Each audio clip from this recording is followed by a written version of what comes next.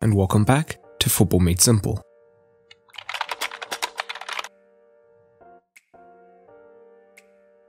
Andrea Pirlo was an unexpected candidate for the Juventus job, but was appointed nevertheless during the summer. 7 games into the Serie A season, and they currently lie just outside the Champions League spots, in 5th, but are just 4 points off the top of the table.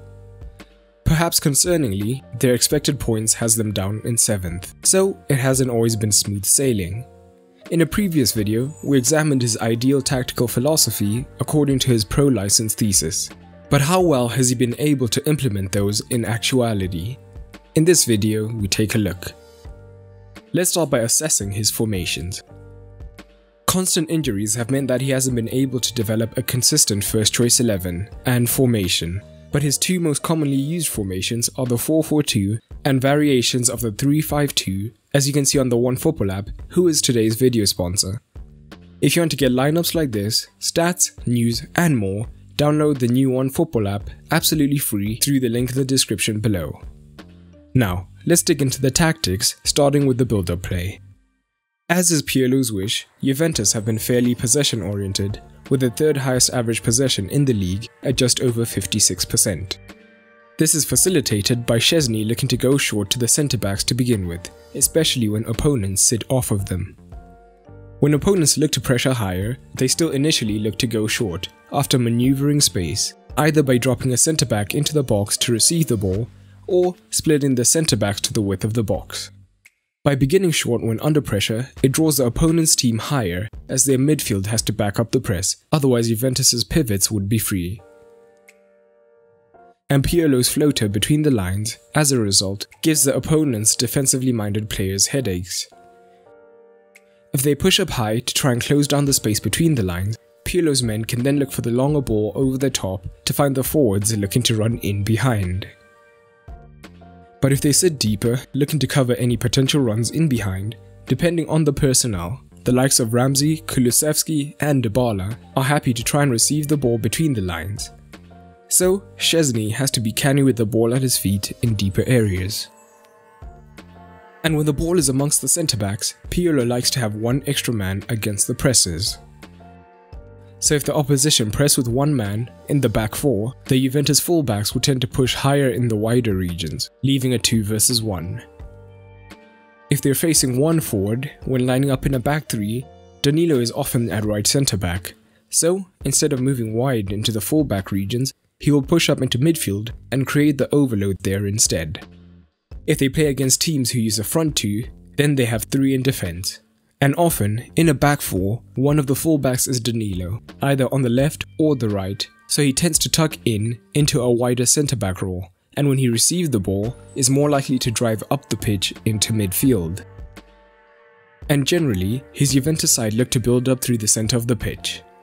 In fact, only Roma play through the centre of the pitch more often than they do. This means that the fullbacks or wingbacks aren't too involved in the deeper regions, instead moving high and wide. And Pirlo generally only wants 1 man in each wide region, as he wants to create a central overload. This works with his personnel, as when using a front 3, both Dybala and Ronaldo prefer to play in these half spaces. When they play in a 4-4-2, it often morphs into a similar shape up top, with Danilo having tucked in on one side, with the respective winger staying wide, and the far side winger tucking in. His pivots are key to progressing the team, getting on the ball as often as possible and rotating it around the pitch. Again, with so many men between the lines, they make it complicated for the opposition. When the opposition midfield drop deeper to prevent the pass between the lines, they now have the space and time to move higher up and potentially pick out a runner in a dangerous situation. So, to counter this, opponents may push higher onto the pivots.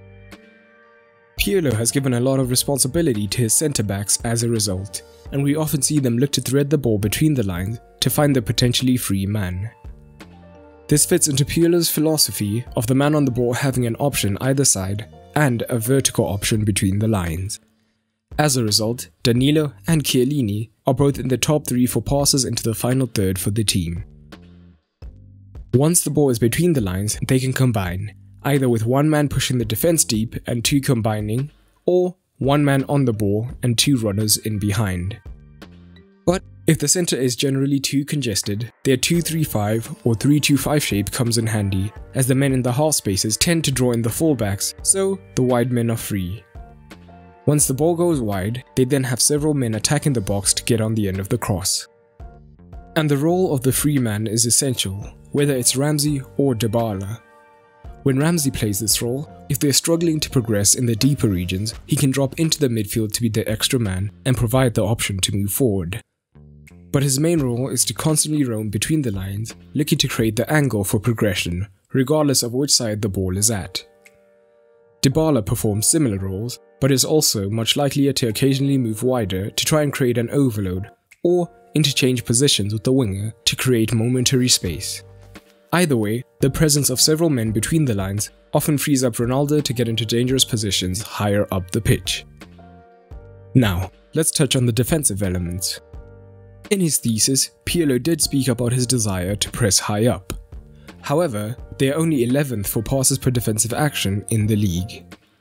This is because when they form their defensive 5-3-2 or 4-4-2, it does mean that their front two have less lateral space to cover.